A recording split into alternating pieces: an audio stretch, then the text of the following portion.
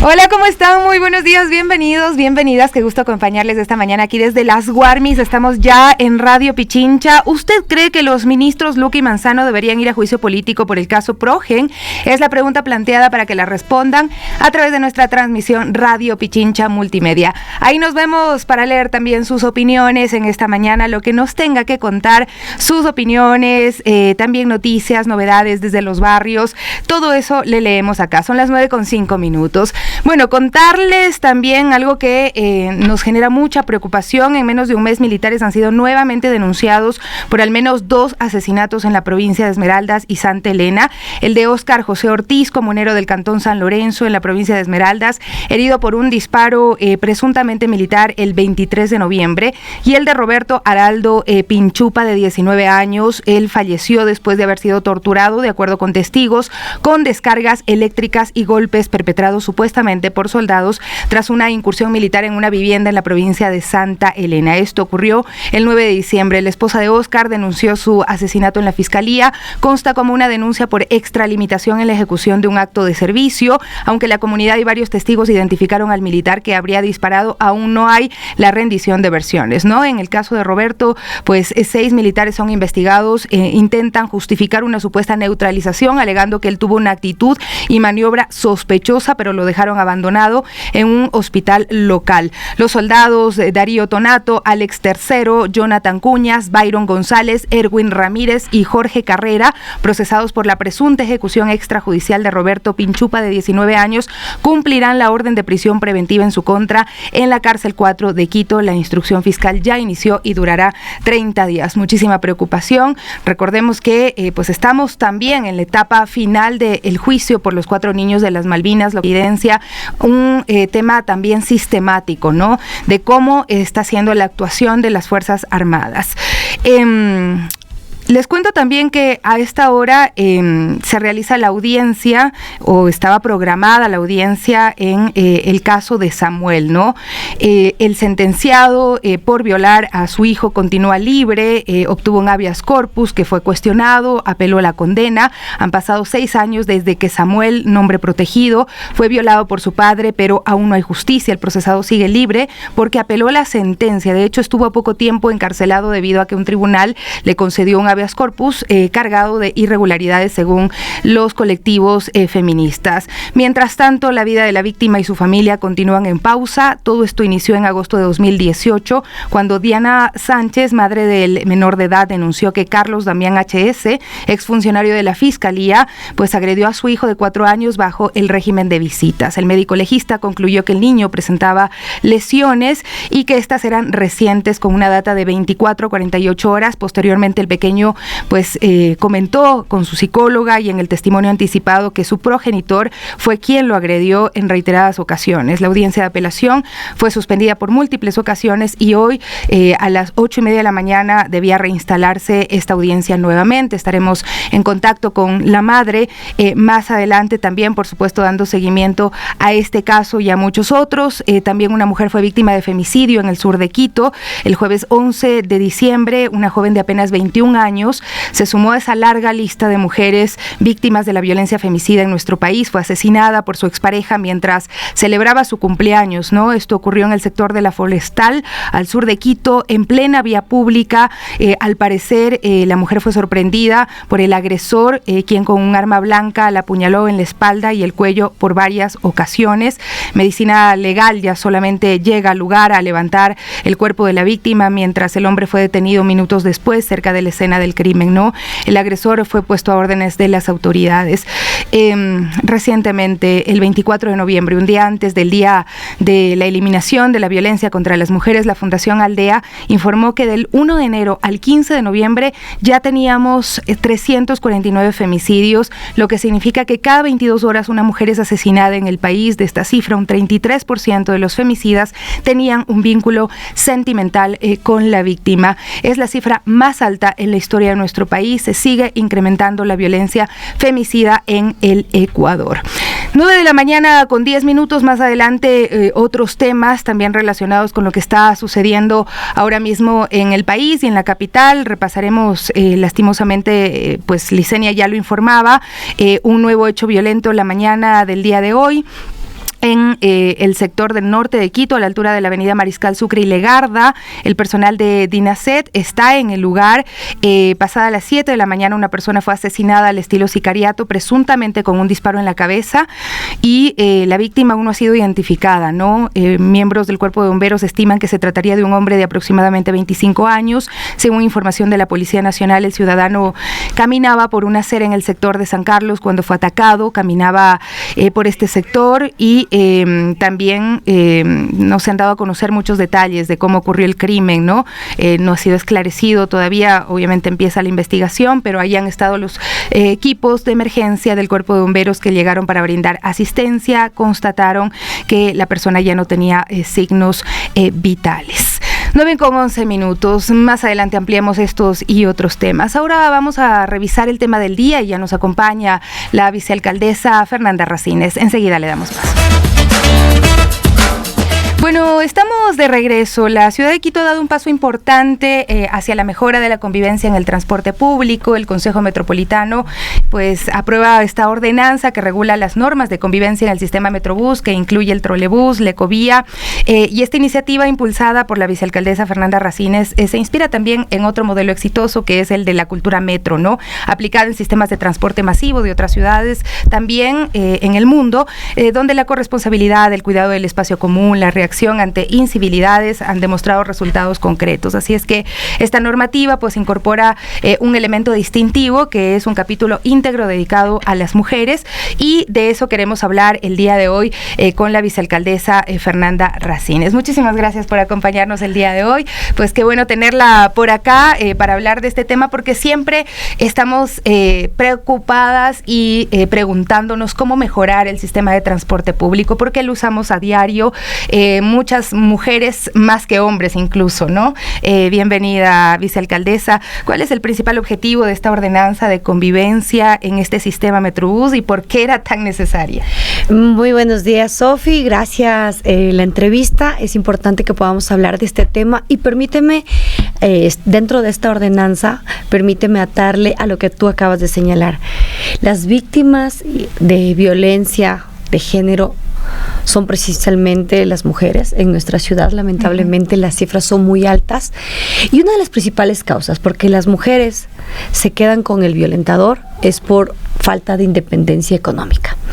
Y dentro de esta ordenanza estamos agregando que es como que una parte distintiva de lo que podría ser de lo del metro.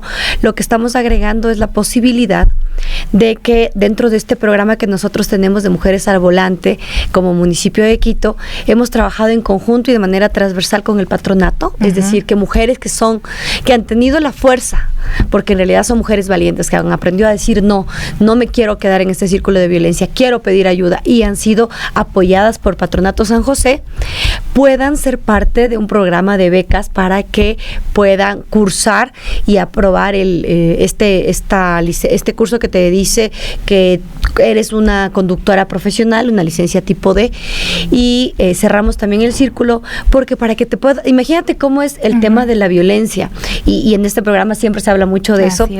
Una de las causas por la que las mujeres nos quedamos en los círculos de violencia, aparte de la vergüenza de aceptarlo frente al público, aparte el tema económico también está atado al hecho de que no tienen el título de bachiller, y para poder cursar, para poderles inscribir en el Sindicato de Choferes de Pichincha, con quienes trabajamos en esto como aliados, necesitábamos que tengan el título de bachiller. Así que trabajamos también con la Secretaría de Educación para que puedan tener el bachillerato acelerado. Durante un año se estuvieron preparando para que puedan cumplir el requisito, y el día de ayer oficialmente se graduaron 41 mujeres conductoras, que el espacio público también lo hace seguro. Tú decías, nosotros las mujeres nos trasladamos mucho en transporte público. Yo quiero contarles por qué. Hay dos cosas que son muy importantes. Las mujeres históricamente no hemos tenido el mismo acceso al crédito y la capacidad económica que tiene un hombre.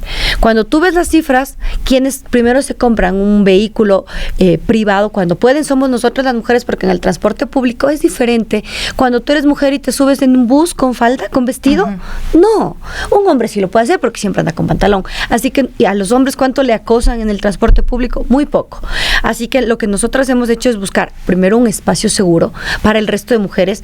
De cada 10 quiteños y quiteñas, 7 se movilizan en transporte público. Y de esos 7, el 70% somos mujeres. 70%. Es una cifra importante por todo este análisis que usted hace, vicealcaldesa, desde todos los puntos de vista, ¿no? Porque todo esto es estructural, ¿no? Cuando usted estaba mencionando también la posibilidad de que estas mujeres puedan ser choferes y que hayan tenido que sacar su título de bachiller, ¿no? Uno dice, ¿por qué no pudieron estudiar? ¿Qué les limitó a estudiar? Muchas veces encargadas de cuidar a los hermanos, muchas veces encargadas de las tareas del hogar, ¿no? Al adulto mayor, exactamente, a la persona también con discapacidad, las mujeres hemos normalizado que debemos cuidar. Y ayer yo le decía al secretario, estábamos en la mesa para las graduadas, estaba el secretario de movilidad y estaba Ivonne Amores, que es de la Secretaría de la CIS, de Inclusión Social, que incluso ya ha estado en este espacio. Sí. Yo les decía, ven por qué necesitamos un centro de desarrollo infantil, porque había un montón de bebés. Las mujeres tenemos precisamente eso, la responsabilidad del cuidado. Pero mira, Sofi, y ya tal vez nos estamos desviando, pero a pesar de que nosotras tenemos la responsabilidad del cuidado, a pesar de que tenemos que romper muchos techos de cristal y muchos pisos pegajosos, de 113 graduados el día de ayer, solo 41 son nuestras, pero en total 41 y 7, 48 eran mujeres. Es decir, que no llegábamos ni siquiera al 50%. Pero de los 3 mejores graduados, 2 eran mujeres. Vean ustedes. Comprobado que las mujeres somos muy responsables. Así es, así es. ¿Y en qué condiciones? Porque si usted dice, exacto, con el guagua al lado. Uno termina la jornada, hace un montón de cosas. Yo me acuerdo así con mi hijo pequeño. Cuando se dormía es que empezaba a estudiar hasta 2, 3 de la mañana y exacto. A las 6 ya estaba de nuevo en pie, ¿no? Por supuesto, o sea, que esas realidades son las que nos atraviesan y también que nos hacen valorar también todos los logros que alcanzamos, ¿no? Porque para estas mujeres son valientes. Recibir ese título es importantísimo. Y Sofi, ¿sabes que estas mujeres, la mayoría, por no decirte el 99.9%, no había manejado un vehículo pequeño siquiera? Así que aparte de romper el miedo, aparte de tener valentía para dejar este círculo de violencia, rompieron el miedo de ponerse detrás de un volante y también recibieron toda la ayuda de parte del sindicato de choferes, porque incluso algunas tuvieron la necesidad de duplicar las horas de práctica en el volante, lo que significa que también es la valentía de esas de no darse por vencida. Las mujeres somos muy persistentes. Y yo ahí agacho la cabeza porque yo no sé manejar y tengo un terror que no puedo explicarlo. A ver si es que me pueden enseñar a mí también. Lo podemos solucionar porque eso nos da mucha independencia. Sí. Nosotros les decíamos ayer, yo digo, bueno, pago el taxi, ¿no? Mi mami hace lo mismo, pero a ratos cuando no le contesta, nosotros vivimos en la ruralidad, así que hay que pedir camioneta. Y cuando no le contestan la camioneta, dice, ¿por qué no aprendí a manejar? Porque tu carro está ahí, yo podría ir. Le digo, ¿ves, mamita? ¿Ves? Porque, y te prometo que a mí no me gusta conducir. Yo soy muy feliz de ser la copiloto, de ir poniendo música, pero gracias a lo que vi de mi papá y de mi mamá, aprendí que el conducir te da independencia. Tú decides a dónde vas, tú decides cuándo vas. Y en este contexto de nuestras mujeres al volante, las mujeres que ahora van a mover la ciudad de Quito, les permite estar detrás del volante y decidir porque es su derecho que quieren en su vida. Y esto es súper, para mí es un círculo virtuoso, porque además en esta ordenanza especificamos que nosotros como municipio de Quito en los próximos 5 años vamos a aumentar la cifra, porque actualmente las conductoras dentro del servicio público municipal a duras penas llegan al 2%. Y vamos a llegar al 25% en 5 años. Estamos dando ese ejemplo. Progresivo, va a ser progresivo. Este año o el siguiente, ¿con cuánto se cerrará? Hemos sacado esta cifra en base al número de hombres choferes que se van jubilando. Así que estos hombres conductores que se van a jubilar van a ser reemplazados por mujeres. Y nosotros estamos dando el ejemplo del 10%, Sofi, pero a las operadoras privadas que vayan a renovar su permiso de operación, van a tener que empezar a cumplir y llegar al 10%, porque precisamente ayer estaban presentes en la graduación y nosotros les decíamos, queremos predicar con el ejemplo. Nosotros les estamos pidiendo a ustedes el 10, pero nosotros vamos a dar el 25, porque esa es la idea de hacer un círculo en donde nosotras las mujeres nos sintamos, primero, seguras en el transporte público y segundo, también empezar a cambiar este chip, porque es un espacio que estaba muy normalizado y masculinizado para los hombres. Y habrá quien diga, ¿por qué les dan ese beneficio a las mujeres? Sí, nos pasó, incluso en el consejo. En el consejo, concejales. Sí, concejalas, hubo un par de concejalas que decían, ¿y esto cómo? Que le estábamos quitando el trabajo a los hombres. Ahí me tocó tomar la palabra con punto de información y aclarar que ese 25% en 5 años es conforme a un informe técnico que nos dio la Secretaría de Movilidad, en donde nos especificaba que ese va a ser el número de hombres que se jubilan y que tienen que ser reemplazados por mujeres. Y aún así no vamos a llegar a la mitad. Y aún así, aún nos falta para dar. Pero es parte de esta política pública. ¿Y por qué lo pusimos en ordenanza? Porque decían, no hace falta. Hoy está el alcalde Pavel Muñoz, que tiene toda la apertura de apoyarnos en estos temas, que para firmar el convenio con el sindicato de choferes, para que la CIS se ponga al mando junto con patronato, con la Secretaría de Educación.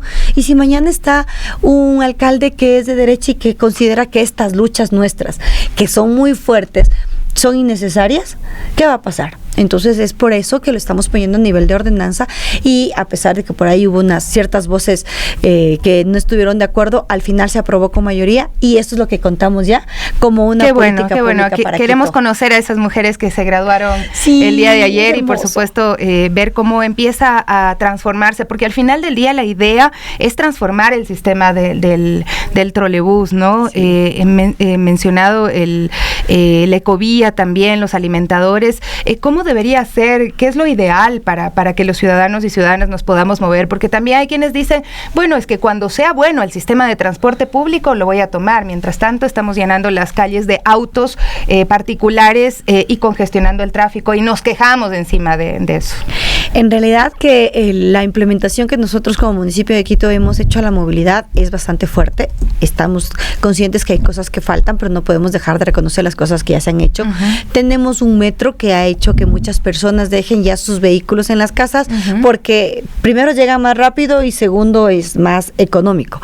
Y queríamos que toda esta calidad de rapidez y de eficiencia en cuanto a infraestructura no se quede solo debajo y enterrado, sino que esté en la superficie, y es por eso que el alcalde Pavel Muñoz decidió la compra de estos nuevos troles, y estos nuevos troles son infraestructura para la movilidad, pero que debe ser cuidada, porque es el capital, el patrimonio de todas las quiteñas y de los quiteños, y es por eso que ponemos normas de convivencia. Son normas de convivencia porque también incluye derechos para el ciudadano, para el usuario del sistema de transporte, tanto de ecovía como del trole, como también cuidar esta infraestructura. ¿A qué nos referimos? No puedes fumar, no puedes ingerir bebidas alcohólicas, está prohibido el tema de el grafitear, y hay una sanción que no sé, a ustedes les ha pasado, pero por lo general, cuando tú estás pasando en la ecovía, en el trole, tienes personas que se suben pero desde abajo, o sea, no pasan el torniquete, y ahora esas personas van a recibir una sanción. Antes no teníamos las normas que nos permitan hacer aquello,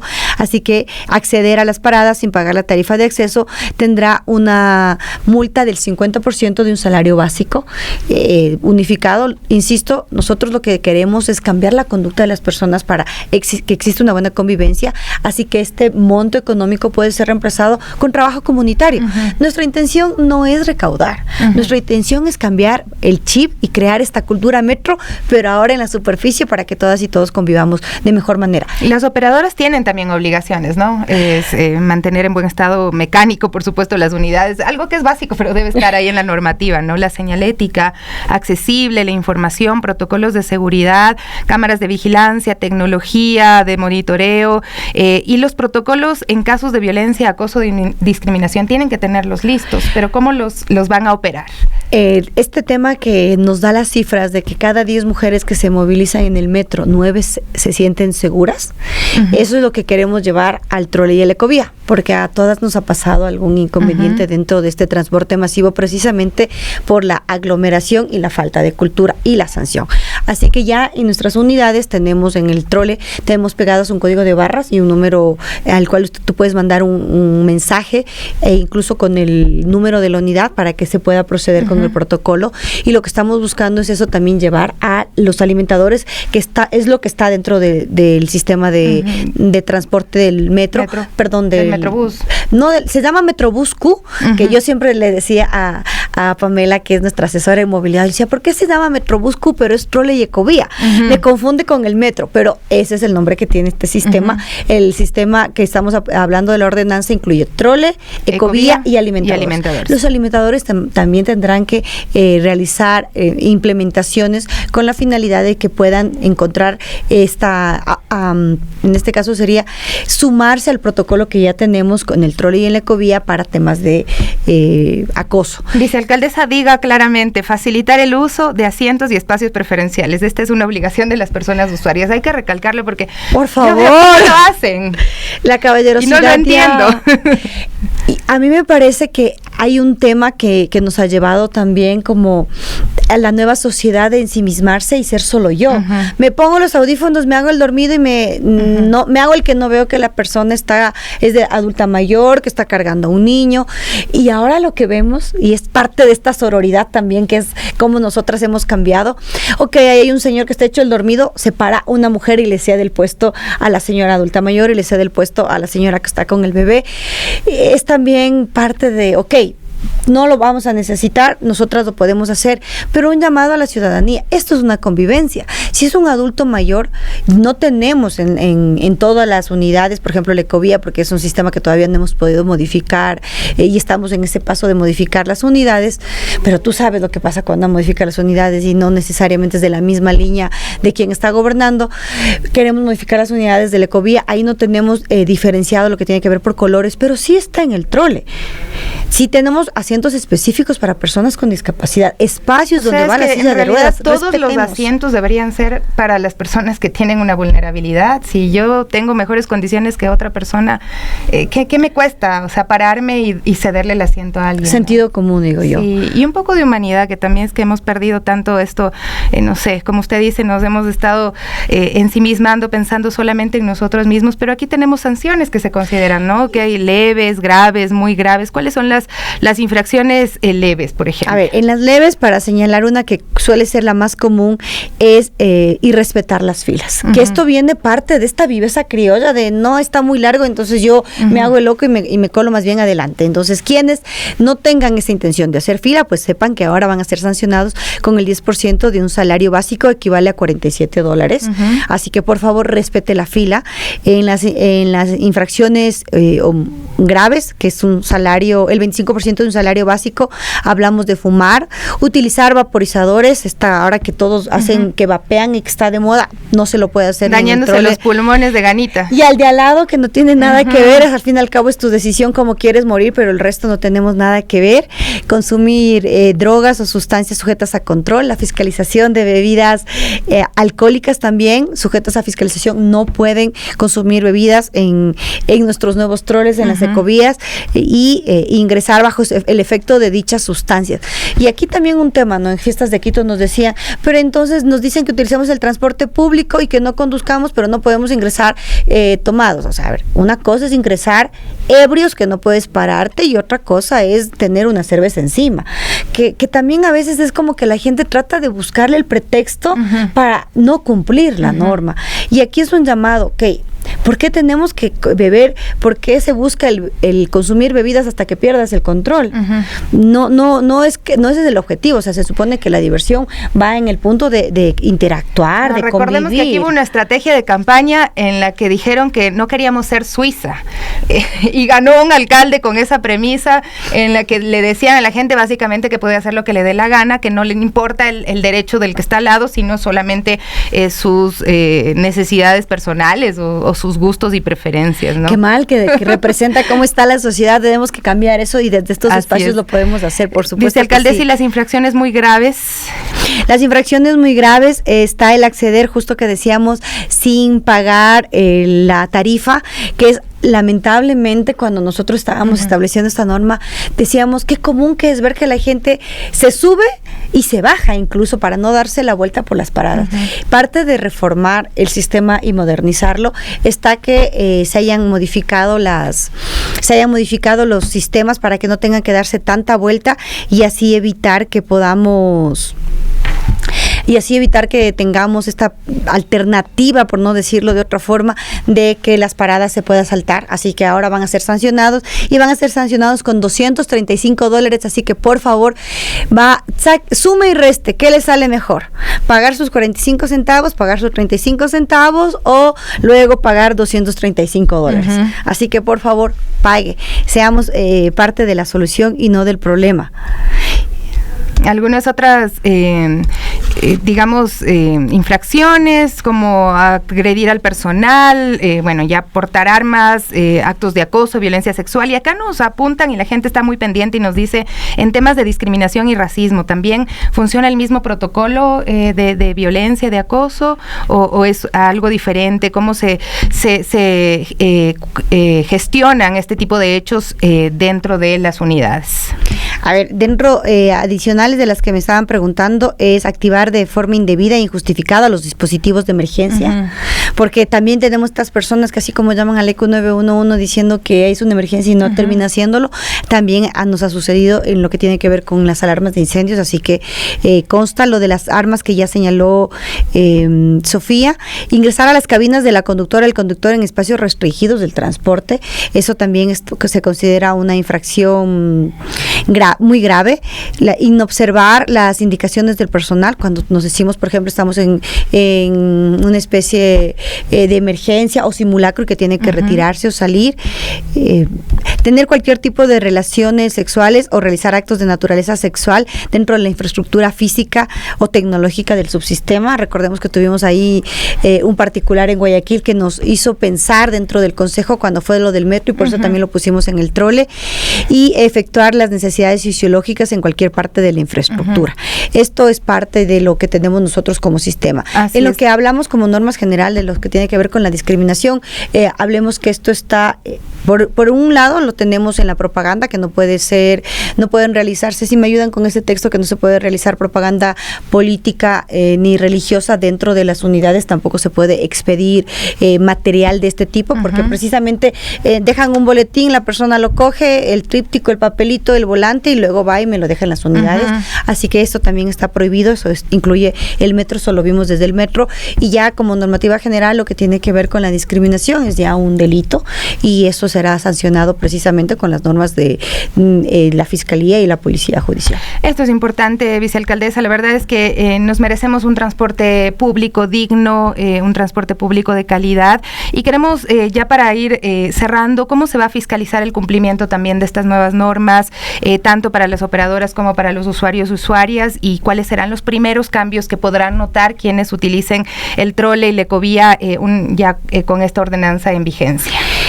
Creo que los primeros cambios de la gente ya los pudo ver en las fiestas de Quito, porque ya tuvimos la oportunidad de implementarla, porque hubo personas que trataron de ingresar al trole incluso con botellas de licor, así que ya fueron sancionadas. La idea es que tengamos esta misma cultura. En el trole tenemos cámaras en las nuevas unidades, así que nos permite hacer un control exhaustivo, así que les invitamos a que tengan en cuenta que es importante la convivencia. En lo que tiene que ver con las disposiciones que pusimos dentro de la ordenanza, nos da plazos para ciertas implementaciones, así que vamos a estar pendientes en la fiscalización del cumplimiento de estos plazos. Hay también una pequeña transición que tiene que hacerse tal como se hizo en el metro.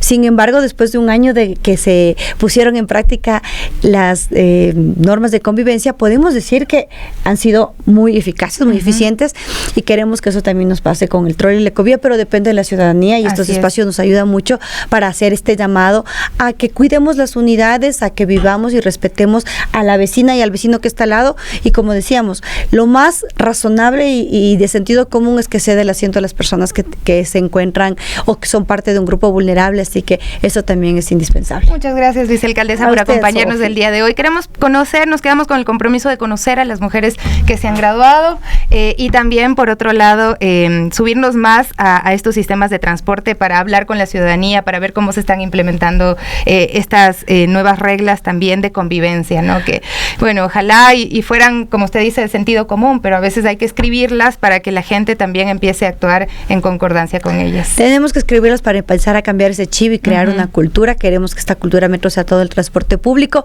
Yo me comprometo, si usted les da el espacio a nuestras conductoras, son mujeres espectaculares que brillan con luz propia, y que sería muy importante que las mujeres que nos escuchan, al poder conocer su testimonio, encuentren esa valentía para dejar de quedarse en ese espacio donde no son valoradas, donde se sienten tal vez menospreciadas, y puedan encontrar un lugar que sepan que no están solas, que sepan que no tienen la culpa, y que en estas mujeres que les vamos a traer acá con tu ayuda puedan inspirarse para dejar la violencia y empezar una nueva vida, porque se lo merecen.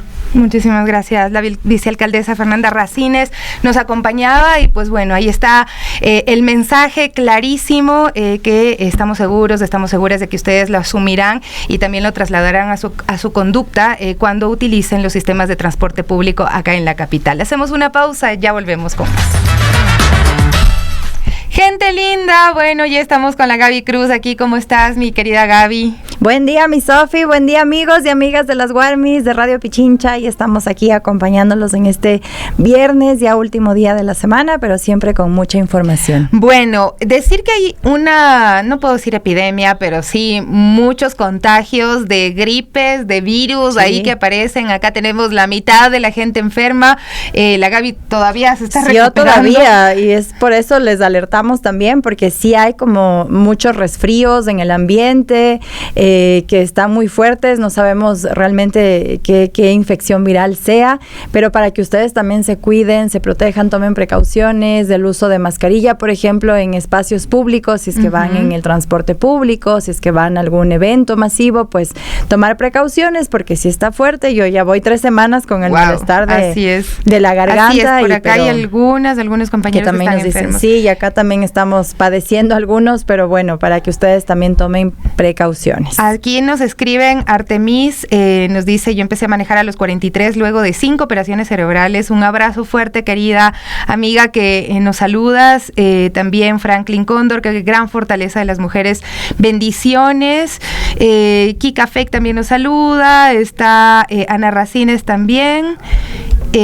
Amparo Padilla, José Gualpuro, también Carmita Aliaga, Daniel Lastra, vivan las Guarmis, nos dice Carmita Aliaga, y las bicis, motos, etcétera, también esto nos menciona. Bueno, hay algunos mensajes que no pudimos leerlos, pero vamos a tratar de resolver sus inquietudes a lo largo del programa. Tenemos reporte en vivo, mi querida Gaby. Así es, vamos con nuestro reporte en vivo.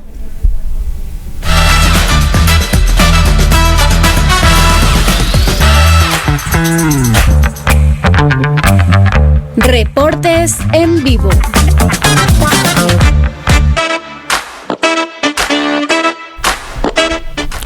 Y hasta los exteriores de Petroecuador, esto al norte de la capital, llegaron ciudadanos de Esmeraldas afectados por este derrame petrolero ocurrido ya a inicios de año, ¿no? Marzo 2025. Los afectados señalan que este derrame ha dejado 2 ríos muertos. Hasta ahora el Estado no ha dado respuesta. También afectaciones a la salud. Tenemos más información con nuestro compañero Edison Paucar. Edi, coméntanos al respecto. Buen día. ¿Cómo están, amigas de las Guarmis? Muy buenos días. Efectivamente, este día jueves se realizó un plantón en los exteriores de Petroecuador en el norte de Quito. Este plantón pues lo realizaron habitantes de Esmeraldas debido a que ya se está a punto de cumplirse 9 meses del derrame petrolero que ocurrió en los ríos Caple, en el río Biche y en el estuario del río Esmeraldas. Hay que recordar pues que este derrame petrolero dejó a 2 de estos ríos muertos, del río Caple y el río Biche. Aquí en este plantón pues conversamos con Orlando Mafarés, uno de los afectados, quien nos dio detalles pues de todo el daño que ha causado esta contaminación. Escuchemos sus declaraciones. En todo este tiempo no ha habido allí un plan de remediación integral, no hay un plan de compensación y no hay un plan de indemnización. Petroecuador es ausente, la contaminación sigue viva allí, sigue existiendo lixiviados del petróleo que fue enterrado por el movimiento de tierra para estabilizar la tubería, el SOTE de Petroecuador. En este plantón también conversamos con Guillermo Benalcázar, el abogado de los afectados, quien entre otras razones nos dijo que pues las autoridades del gobierno y especialmente de Petroecuador les han cerrado la puerta a los afectados. Definitivamente este plantón ha sido una respuesta de las comunidades afectadas por cuanto ha existido una desatención total a los requerimientos de la Unión de Afectados, pidiendo un compromiso amigable, un acercamiento amigable, pero lamentablemente esto no se ha dado y nos vemos obligados a iniciar todas las acciones legales pertinentes. Hemos oficiado al Ministerio del Ambiente, hemos oficiado a Petroecuador, hemos oficiado a la aseguradora Latina, a la Superintendencia de Compañías, Valores y Seguros, en espera de una solución a los problemas que aquejan a esta comunidad. Estas han sido las declaraciones pues del abogado de los afectados y pues como les comentamos pues el plantón se realizó aquí en los exteriores de Petroecuador en el norte de Quito y los afectados indicaron que seguirán pues realizando acciones hasta que el gobierno les dé algún tipo de respuesta. Esa es la información que se genera desde aquí, desde el norte de Quito. Compañeras de las Guarmi, regresamos con ustedes a estudios. Bueno, hemos estado muy pendientes de la situación de la población de Esmeraldas. Recordemos, el otro relato estuvo en Esmeraldas. Hay un especial que está en nuestra página web y en nuestro YouTube, que pueden verlo, repasarlo, todo lo que se vivió tras este derrame que no tuvo la prevención suficiente y tampoco la contención inmediata. Se dejó que avance y que destruya 2 ríos. Imagínense lo que es eso, 2 ríos muertos, toda la afectación a las personas. Y luego no pasa nada, los ignoramos. Si protestan, que se paren de cabeza, no importa. Esa es la política de nuestro país en este momento, muy, muy triste y muy grave sobre todo. Así es, pero bueno, vamos a cambiar de tema. Seguimos hablando de lo que nos aqueja en el país, pero esto ya es a nivel internacional, estas gripes, ¿no? Y hay una alerta sanitaria, esto en Europa, en Estados Unidos, por la variante H3N2K. Estos contagios acelerados obligaron ya a estos países a tomar medidas preventivas, como el cierre de escuelas, por ejemplo. Tenemos más información en la siguiente nota en la voz de nuestra compañera Gabriela Espinosa. Varios hospitales de Francia, Inglaterra, Italia, Alemania, España, Estados Unidos y Canadá se encuentran bajo presión debido al número de ingresos y atenciones por la variante H3N2 subclonado K, un virus que incorpora mutaciones que le permiten evadir una parte de la respuesta inmunitaria, tanto la natura como la inducida por vacunas. Las unidades médicas han sobrepasado su capacidad de atención, lo que llevó a Reino Unido, por ejemplo, a cerrar las escuelas temporalmente. Esto porque en una institución en Gales se registró el contagio de 250 alumnos y empleados de manera simultánea. Andrew Pecos, de la Universidad Johns Hopkins, alertó que en temporada invernal los espacios permanecen cerrados, lo cual le permite al virus propagarse de manera acelerada, afectando sobre todo a niños menores de 5 años y adultos mayores. Entre los síntomas están malestar general intenso, fiebre alta, dolor muscular, tos seca y cansancio. Si bien el Centro Europeo para la Prevención y el Control de Enfermedades aclaró que la mayoría de cuadros son leves, también subrayó que el número de contagios puede colapsar el sistema de salud público. Las recomendaciones son ventilar los ambientes con frecuencia, usar mascarilla en espacios concurridos o ante la presencia de síntomas y lavarse las manos de manera regular. La Organización Panamericana de Salud instó a los países a preparar un plan de contingencia ante la propagación del virus. Con nota de Diana Dávila, reportó para las Guarmis Gabriela Espinosa. Y la Unión de Afectados de Texaco rechazó el laudo que ordena a Ecuador pagar $220 millones a Chevron. La organización afirma que el fallo sacrifica los derechos de los pueblos amazónicos y premia a la transnacional responsable de una contaminación histórica. Tenemos la nota. La Unión de Afectados por las Operaciones Petroleras de Texaco reaccionó tras la publicación del laudo arbitral que obliga al Estado ecuatoriano a pagar 220 millones a Chevron, una empresa anteriormente conocida como Texaco. Este monto se determina como sanción al Estado por haber permitido que los pueblos amazónicos impulsaran y ganaran un juicio en las Cortes de Ecuador contra la transnacional. La Procuraduría General del Estado hizo público el laudo arbitral el pasado 8 de diciembre. Sin embargo, el panel de árbitros lo había emitido el 17 de noviembre de 2025. La Unión de Afectados señaló que el gobierno de turno optó por celebrar su derrota, ya que la cuantía concedida a Chevron fue de 220 millones, una reducción significativa respecto de los 3.350 millones que la transnacional reclamaba. Según la Procuraduría, el Estado se ahorraría 3.130 millones. Sin embargo, para la Unión de Afectados, esta supuesta victoria es inaceptable. Para ellos simboliza el sacrificio de la vida de los pueblos amazónicos, víctimas del crimen de Chevron. El coordinador jurídico de la organización, Pablo Fajardo, señaló que Chevron obtuvo una ganancia económica de más de 30 millones de dólares de la extracción de petróleo. También denunció que los arbitrajes internacionales son mecanismos utilizados por las transnacionales para afectar la economía de los estados. Contando los pagos anteriores por la denegación de justicia, que oscilan entre los 112 millones de dólares hace 10 años y más de 50 millones en defensa técnica, el Estado ecuatoriano ha sido condenado a pagar casi 400 millones de dólares a Chevron. Tomado de la web de Radio Pichincha, reportó para las Guarmis Ángel Guanuche.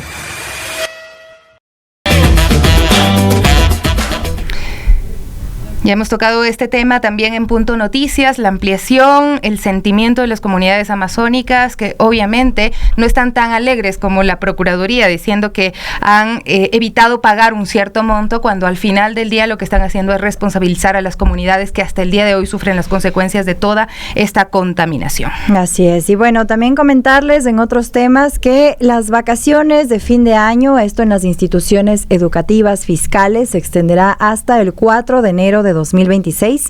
El Ministerio de Educación también recordó que el nuevo año lectivo 2026-2027 ya iniciará el lunes 4 de mayo de 2026, esto de manera escalonada, como siempre se lo hace. Veamos la siguiente nota en la voz de nuestra compañera Jessica Almeida. El Ministerio de Educación, Deporte y Cultura anunció el programa de vacaciones, el cual se extenderá del viernes 26 de diciembre del 2025 al domingo 4 de enero del 2026 para las unidades educativas fiscales del país.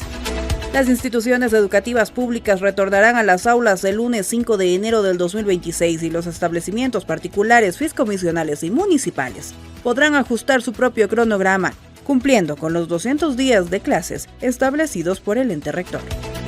Además, en el régimen Costa Galápagos, más de 1.8 millones de estudiantes, 82.751 docentes y 7.572 instituciones educativas del sostenimiento fiscal se encuentran próximos a culminar el tercer periodo del 26 de febrero del 2026.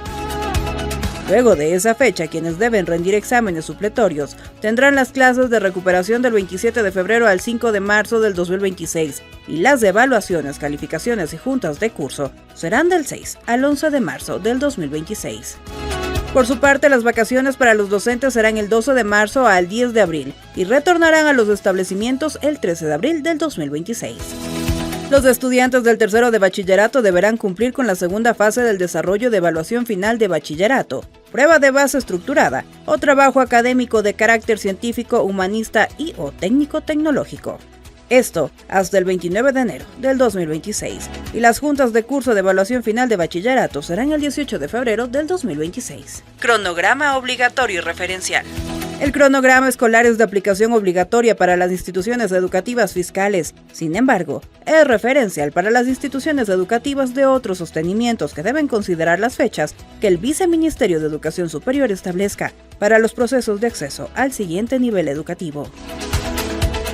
El sistema informático de titulación para todos los sostenimientos estará habilitado hasta el inicio del siguiente año lectivo y posteriormente se habilitará para los procesos de los estudiantes pendientes de titulación.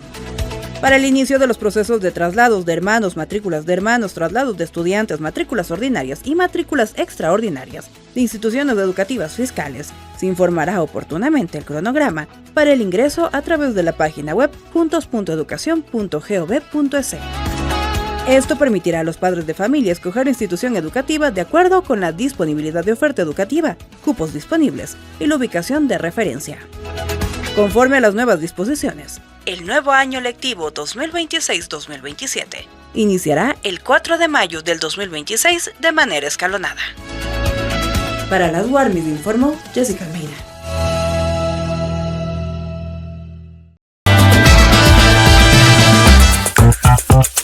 Tema del día.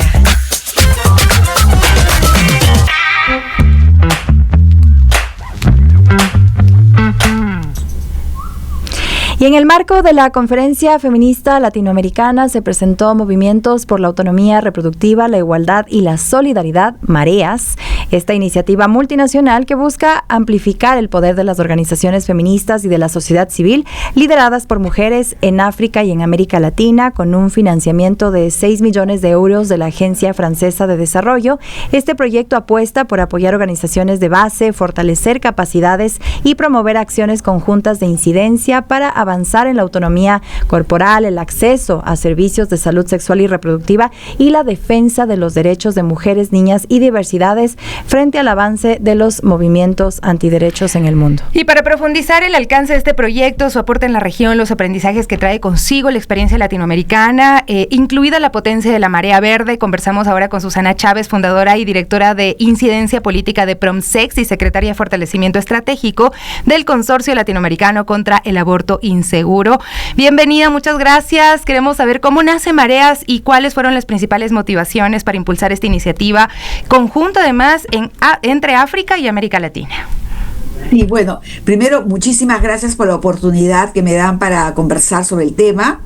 Y efectivamente, tal como lo señala, Mareas es una iniciativa gracias al gobierno francés que hace algunos años lanzó un mecanismo financiero para, dentro de su diplomacia feminista, con el propósito de apoyar a las organizaciones feministas de la sociedad civil en los países socios de su política de desarrollo y solidaridad internacional. Este camino es súper importante, clave, sobre todo en un contexto donde más bien muchos países que han contribuido de manera importante en la agenda feminista han disminuido ahora su esfuerzo, y creo que esto es un buen ejemplo para continuar con esta agenda de justamente del fortalecimiento y por lo tanto de la agenda feminista en la región. Uh-huh. Y Susana, también sabemos que este proyecto recoge aprendizajes, como ya se mencionaba, de la marea verde, de la construcción también de movimientos de toda esta región. ¿Qué elementos ustedes también consideran valiosos para compartir en este proyecto y en las organizaciones también?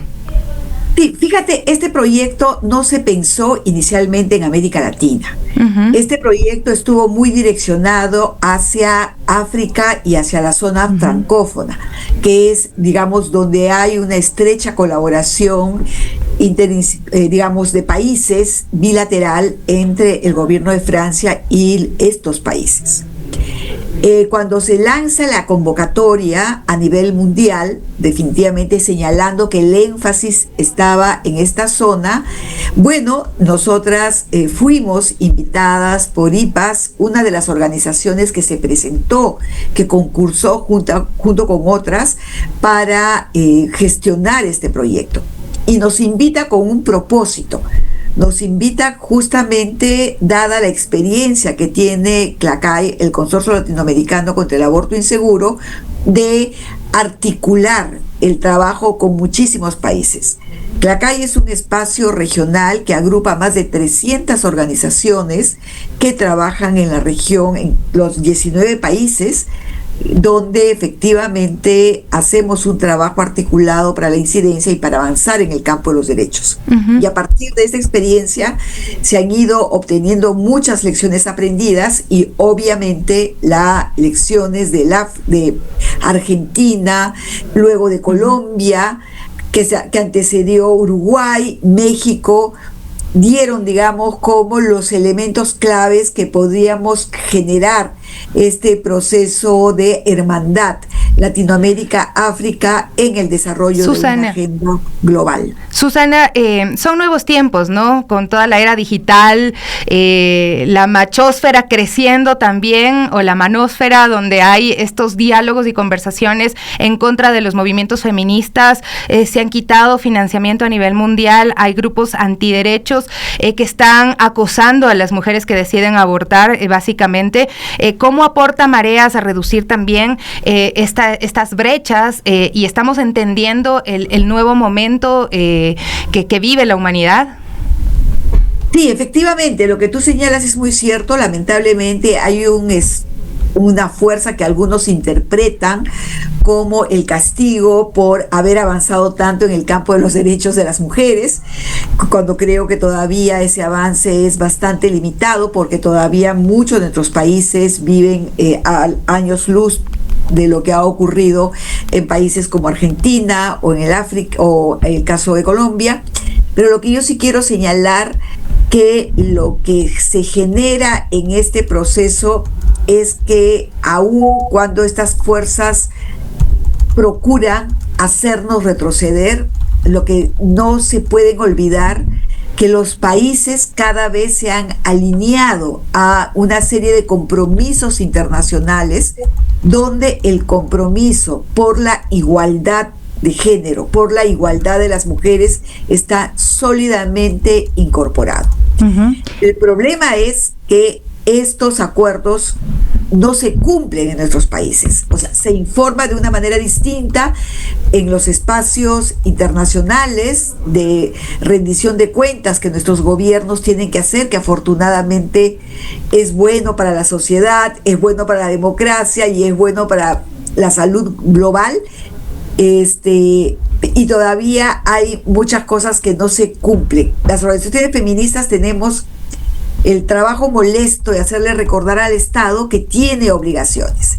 Y por eso las organizaciones feministas somos blanco de ataque, porque lo que hacemos es recordar a los estados que tienen agendas pendientes, que tienen que reducir la mortalidad materna, que tienen que traerse abajo el aborto inseguro, que no pueden seguir criminalizando necesidades de salud sexual y reproductiva que son básicas para las mujeres, que eso no se resuelve con la criminalización ni la persecución, sino más bien con programas integrales que ayuden a las personas a tomar decisiones.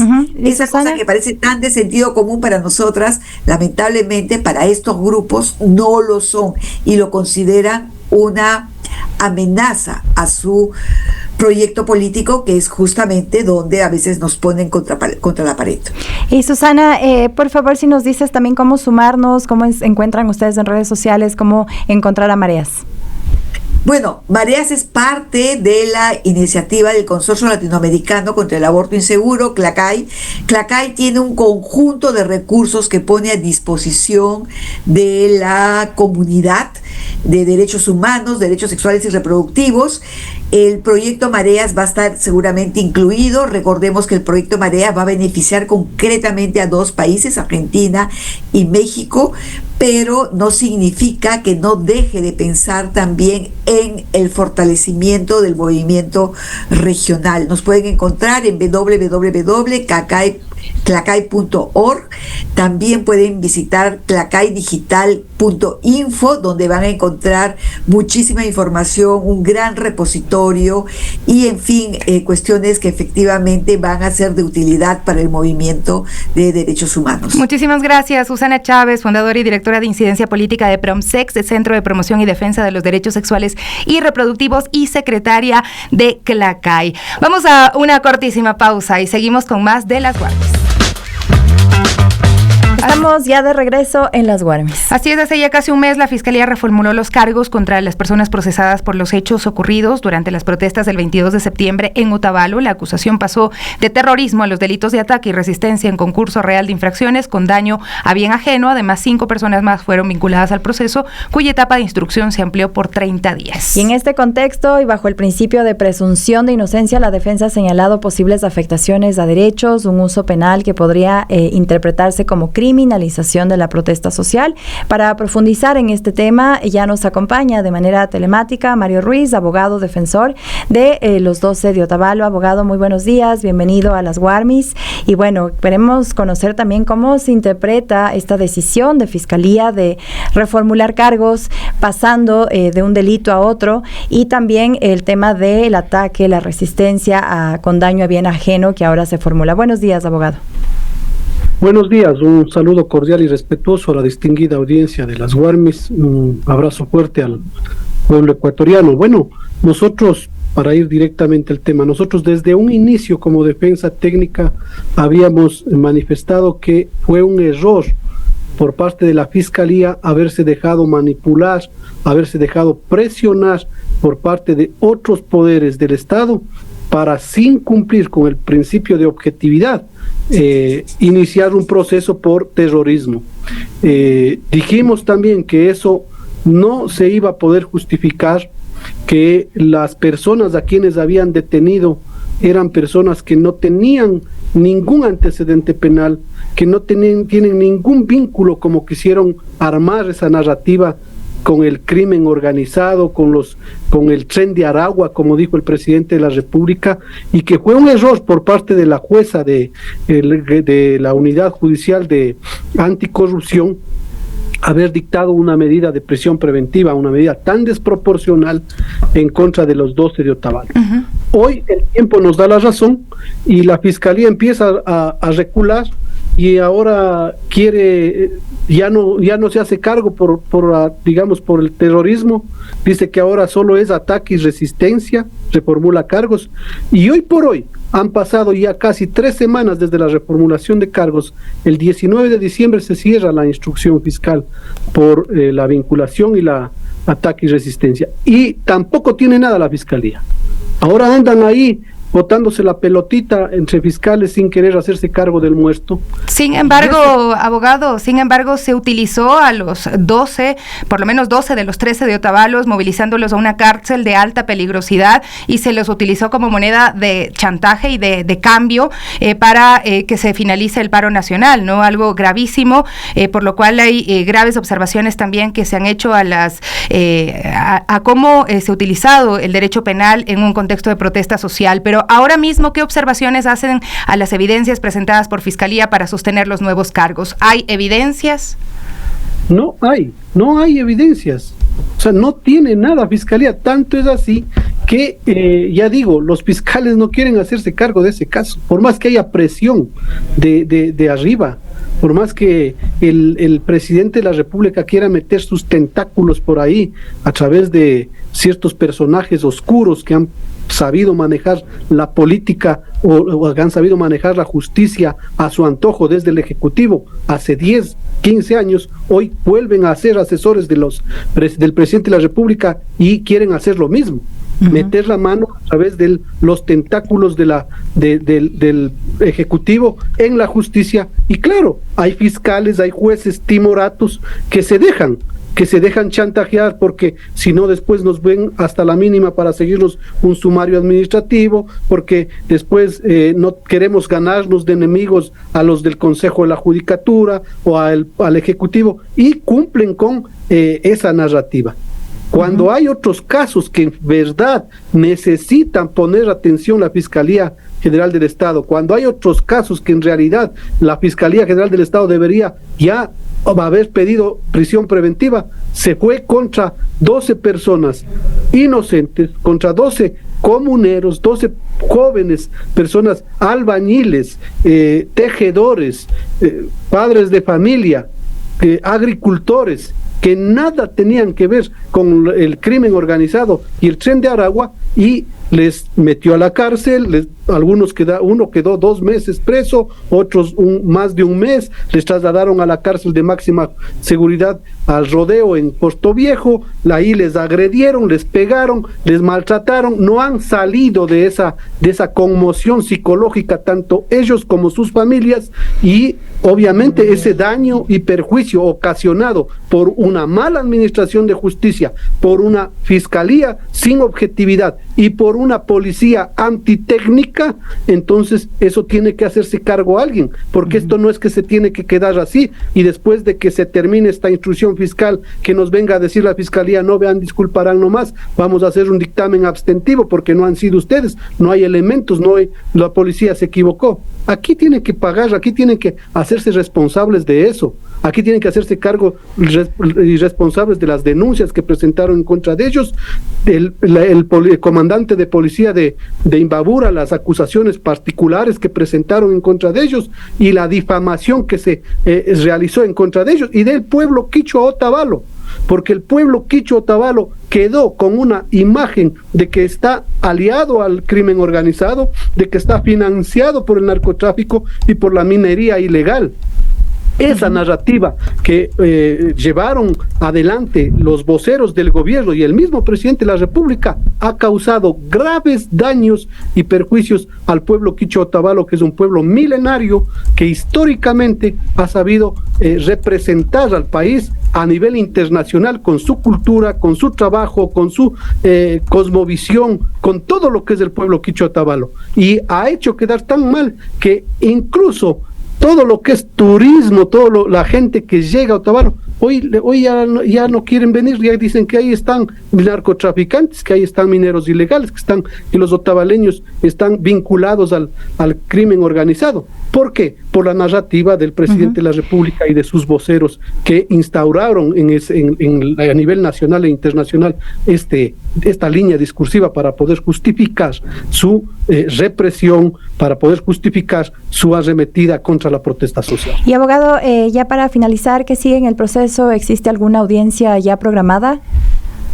No, hay, como les dije, el 19 de diciembre, ya mismo esta semana, se termina el plazo de la instrucción fiscal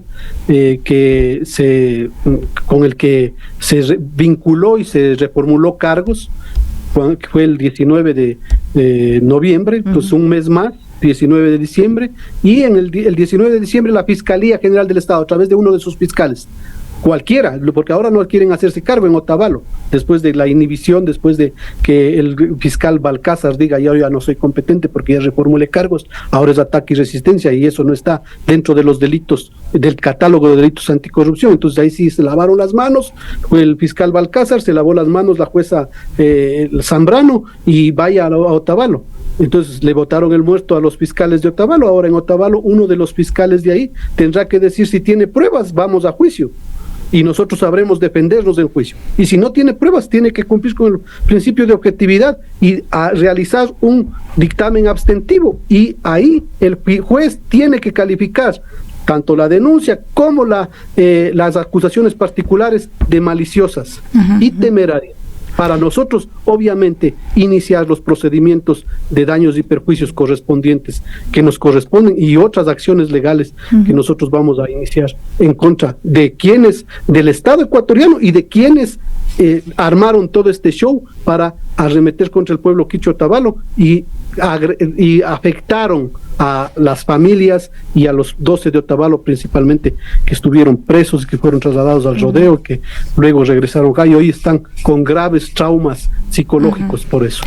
Muchísimas gracias, abogado. Usted nos decía en algún momento que fueron detenidos en lugares distintos al comando policial, por ejemplo, y eso tampoco ha sido explicado, ¿no? por la fiscalía y demás, ¿no? Entonces eso entendemos que ha sido parte de la falta de elementos para reformular cargos, y ahora usted dice esperan este dictamen abstentivo. Gracias al abogado Mario Ruiz, abogado de los detenidos, de las personas que fueron detenidas en el paro de Imbabura, los 13 de Otavalo, que nos tuvieron muy al pendiente, ¿no? Y que también evidenciaron cómo se puede utilizar el derecho penal pues para intimidar y para criminalizar la protesta social. 10 de la mañana con 13 minutos. Solo una aclaración, perdón, una aclaración.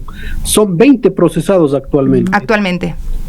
Sí, 12 fueron los que quedaron con prisión preventiva, trasladados a Manabí y regresaron. Por eso se nombró el caso como 12 de Otavalo, pero en realidad fueron procesados inicialmente 15 personas y se sumaron vinculados 5 más. Son 20 procesados actualmente en este caso, de los cuales posiblemente ninguno va a ser llamado a juicio si la Fiscalía cumpliera con el principio de objetividad y la justicia hace valer la ley y el derecho. Muchas gracias, importante la aclaración.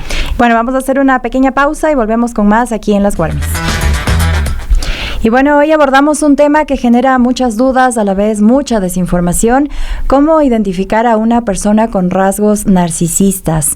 Para comprender mejor qué es el narcisismo, cómo se manifiesta en las relaciones, cuáles son las señales de alerta, sin caer también en estigmas ni diagnósticos apresurados, queremos conversar con nuestra siguiente invitada. Ella es Adriana Muñoz, psicóloga, quien nos ayudará a distinguir entre comportamientos cotidianos, patrones que realmente pueden afectar también la salud emocional. Así que, Adriana, muy buenos días, bienvenida a Las Guarmis. Y bueno, primero arrancar identificando el narcisismo, ¿no? Definirlo.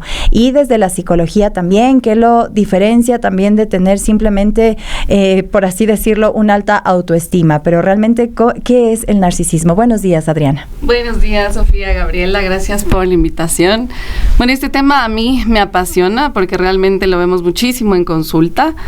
Y esta es una gran pregunta. A veces decimos, ¿qué es solo ego? ¿Qué es solo tener un gran autoestima? El mito aquí es que una persona narcisista no tiene un gran autoestima, aunque aparenta tenerlo.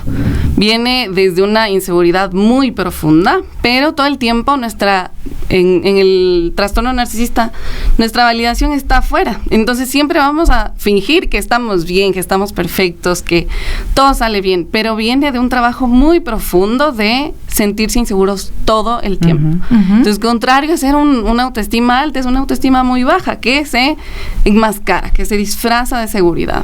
¿Y el narcisismo se manifiesta igual en relaciones de pareja, de amistad o trabajo, o cambia según el contexto? Cambia muchísimo según el contexto. De hecho, hay estudios que han investigado las personalidades de grandes empresarios y lamentablemente en un ámbito organizacional, en un ámbito empresarial, les va súper bien. Son CEOs, son líderes de grandes empresas, lo cual también presenta un problema. Y por otro lado, donde más lo podemos ver, donde más vienen pacientes a consulta a hablar de este tema o a sanar este tema, es en relaciones de pareja y familiares. Así es. ¿Cómo darnos cuenta de estos rasgos en una persona, si es que fuese el caso, una persona narcisista? Y también cómo nos puede afectar, cómo identificar eso, porque a veces seguimos conviviendo, relacionándonos, pero sin saber realmente el problema de fondo y seguimos ahí como alimentando el problema. Bueno, la gran diferencia entre una persona narcisista y cualquier otro trastorno o cualquier otra personalidad es la falta de empatía. O sea, son de esas personas que tú te reúnes y te sales de la reunión y dices, creo que tengo algo mal. Creo que hice algo mal. ¿Será que dije algo? ¿Será que estoy bien? ¿Será que soy capaz? Porque tienen leves comportamientos muy sutiles que hacen que dudes de ti, porque eso quieren lograr que tú estés dudando de ti todo el tiempo. Entonces, estos comportamientos nos pueden demostrar, y sobre todo, como les decía, la falta de empatía. Son personas que las emociones del otro no son tan importantes. Siempre la mía es más importante. ¿Te sentiste mal porque nos peleamos? Pues yo me sentí mal. Entonces eso es lo que importa en la conversación. Son personas que pueden ser, o sea, esto es algo que siempre me dicen los pacientes, pero yo veo que esta persona es súper caritativa y siempre está dando y siempre apoya a todos. Eso no quiere decir empatía. La empatía es entiendo y reconozco tus emociones y me importan y son válidas. Las personas narcisistas no llegan a poder entender cómo se siente el otro. Pero una persona narcisista puede llegar a buscar ayuda o no, o cree que todo está perfecto en su vida, porque claro, al final del día está sufriendo una afectación a su propia salud mental, emocional y afectando a su entorno, ¿no? Sobre todo a las personas que se relacionan como pareja o como familias. ¿En qué momento estas personas buscan ayuda?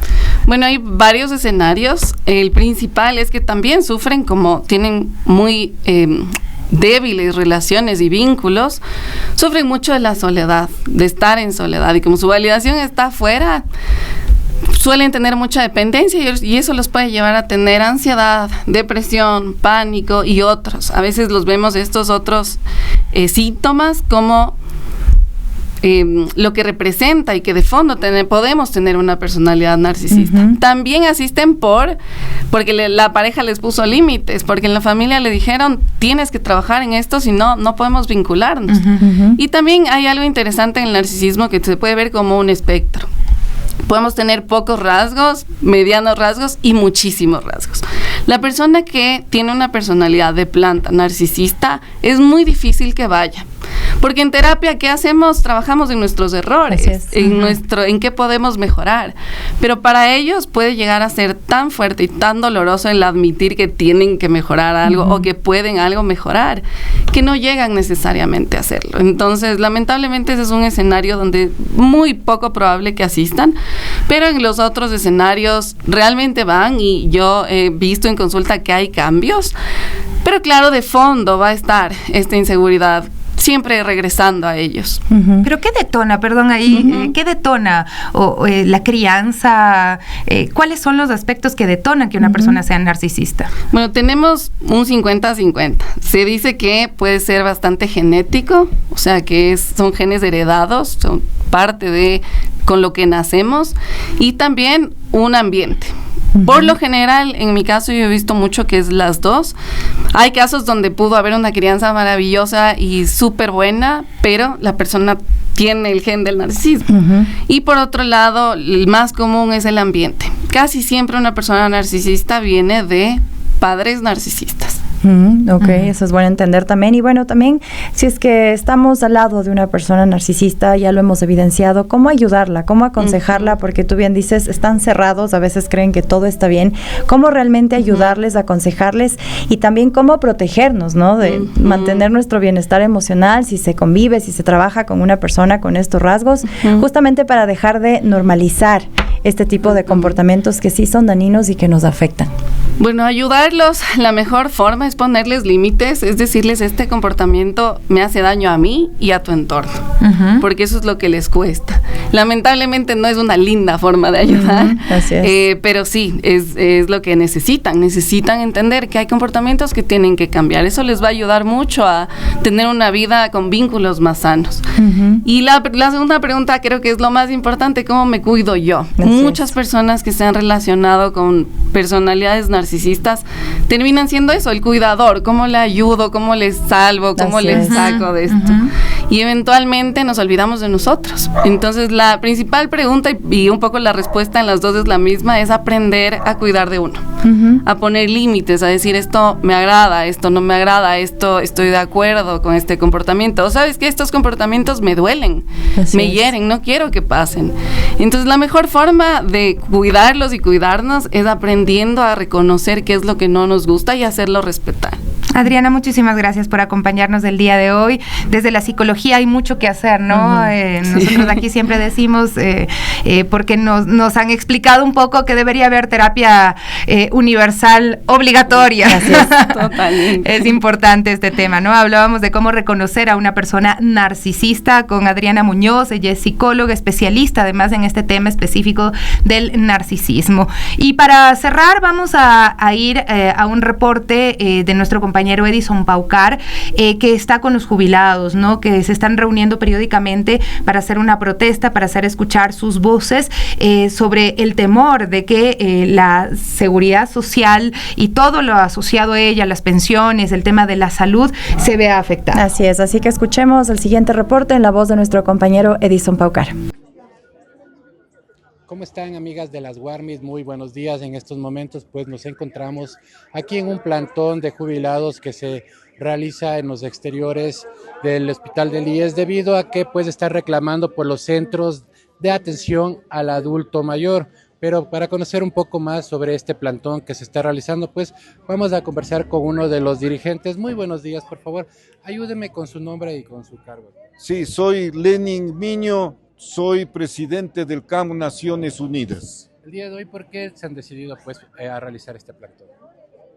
Estamos reunidos para manifestar nuestra preocupación porque el IES no ha cumplido con la sentencia mandatoria que le obliga a que tengamos el mismo presupuesto, que tengamos el mismo número de talleristas. Nuestra preocupación este momento es con los señores talleristas porque no están todavía contratados, porque encontraron en los contratos, dice el IES, unas inobservancias en los términos de referencia que se hicieron a través de la CERCOP. Pero mientras no se concrete la contratación de 17 talleristas nuestros, estamos preocupados porque los señores talleristas están impagos todavía. Esto de que no estén todavía los talleristas, ¿cómo les afecta directamente a ustedes? Bueno, los señores talleristas están desmotivados, como es natural en una época navideña. Imagínese usted no recibir su pago, no poder llevar un regalo, porque usted no va a la tienda y le dice mañana me pagan. Tiene que cancelar inmediatamente. Y naturalmente eso afecta también a los adultos mayores. ¿Por qué razón? Porque se están afectando nuestros derechos. ¿Han recibido alguna respuesta por parte de las autoridades? Sí, el IES solamente ha dicho de manera verbal que van a ser solucionados, pero todavía no se concreta. Esa es la preocupación nuestra. Mientras no se concrete la contratación de los señores talleristas, ¿seguirán protestando? Seguimos, sí. Eso era, mi señor. Muchas gracias por sus declaraciones, y a los amigos de las Guarmis, pues, como pueden ver en este momento, el plantón continúa y dice la gente, pues, que no se retirará hasta que les den una solución a sus demandas, sobre todo con los talleristas de los centros de adultos mayores. Esta es la información que se genera desde aquí, compañeras de las Guarmis. Regresamos con ustedes a estudios. Esa es su preocupación, que les quitan todos los servicios que son indispensables para las personas adultas mayores, el bienestar emocional. Tú recordarás, Gaby, durante la pandemia, las personas adultas mayores fueron las más afectadas, no solo porque eran las principales a las que les podía dar el virus, sino porque les aislaron de todas sus actividades y esto mentalmente te acaba. Así es que, por favor, ese llamado de atención nuevamente al IES. Tenemos deudas en salud, tenemos deudas en salud mental, estamos pues realmente muy mal. Sí, es la situación en la que vivimos, pero bueno, nosotros seguiremos siendo ese espacio para estas voces y en este caso los jubilados, ¿no? Que exigen su derecho a la salud, en este caso también de sus talleres, que también es parte de este derecho a la salud.